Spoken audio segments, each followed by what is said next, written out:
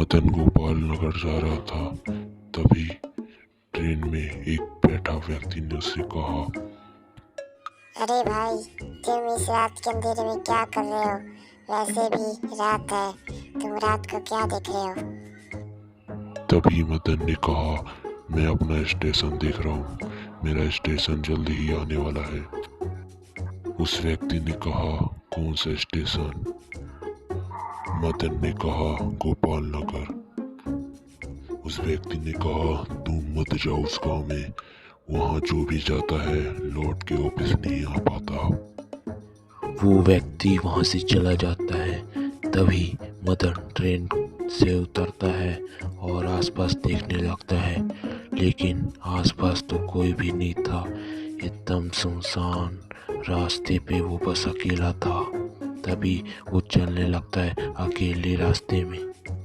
तभी मदन स्टेशन से बाहर आ चुका था, लेकिन अब वो रोड पे खड़ा अकेला था।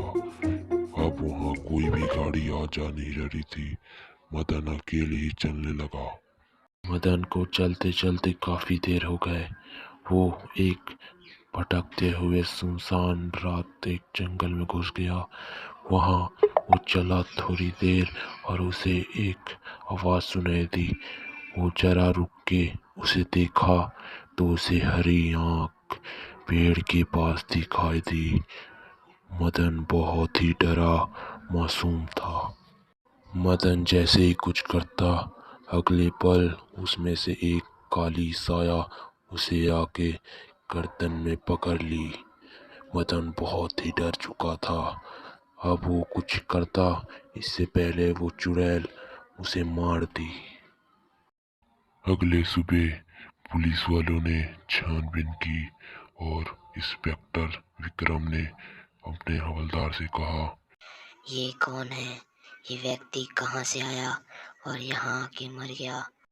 उसने कहा, नहीं सर, ये तो बहुत अजीब बात है। गांव में आए दिन मर्डर होते हैं, लेकिन उनमें से ये बहुत ही अलग वाला है केस है। इंस्पेक्टर विक्रम ने कहा, इस केस का जांच पड़ताल मैं ही करूँगा, इसे पोस्टमार्टम के लिए भेज दो।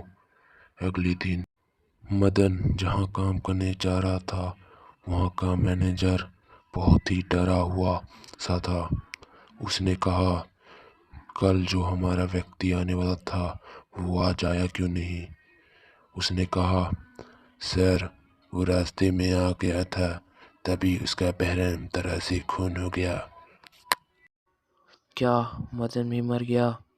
अरे, इस फैक्ट्री में जो आना आता है काम करने, वो अगले ही दिन मारा क्यों जाता है?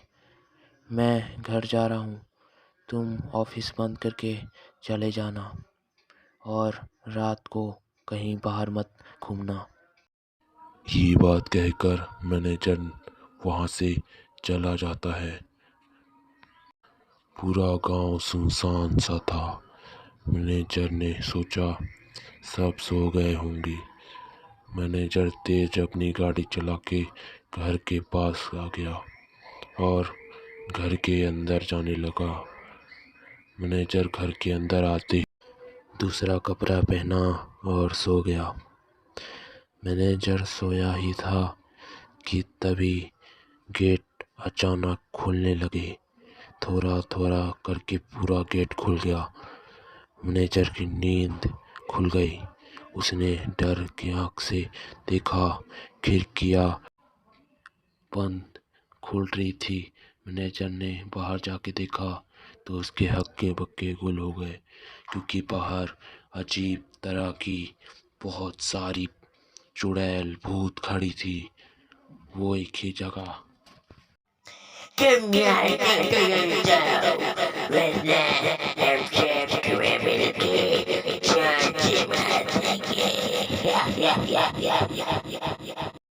मैनेजर ने तेज से चिल्लाया और वो उठ गया। अरे, ये तो सपना था।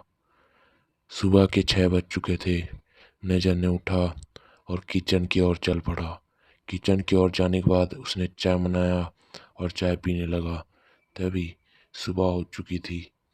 गांव से 4 व्यक्ति सेठ की ओर आने लगे। तभी उनमें से एक व्यक्ति जो सरपंच था वो बोला, अरे भाइयों मैनेजर, मैं आपसे हाथ जोड़ के विनती करता हूँ, कृपया रात के समय घर से बाहर ना निकले और ना किसी को आने दें, क्योंकि रात को इस जगह में चुड़ैल मंडराती है। वो सबको मार देती है, किसी को नहीं छोड़ती। ऐसा बोलकर ही सरपंच वहाँ से चला जाता है। अगले ही दिन मैनेजर अपने ऑफिस जाता है, अपना काम करके घर आता है, लेकिन गांव में सब सुनसान था।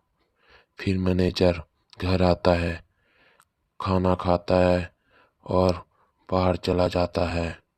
बाहर जाने के बाद थोड़ा बैठता है और सोचने लगता है, ये सब क्या सच हो रहा है कि मैं सपना देख रहा हूँ।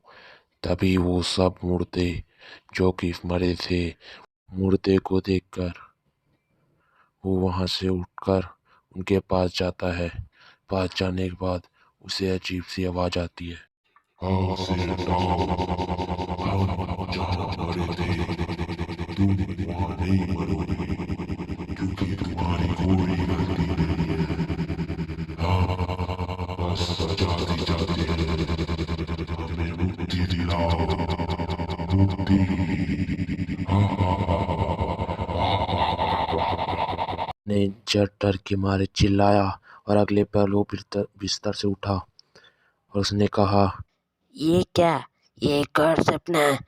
अरे मुझे इतने डरावने सपने ही क्यों आते हैं, जबकि मैं किसी का कुछ नहीं बिगाड़ा। चलो सो जाता हूँ, कल देखेंगे। अगले दिन सेठ ने सब गांव वालों को बताया कि कल रात में साथ क्या क्या हुआ। तभी गांव में से उन एक व्यक्ति ने बोला कि सर, ये सब 3 लड़कों की वजह से हुआ है।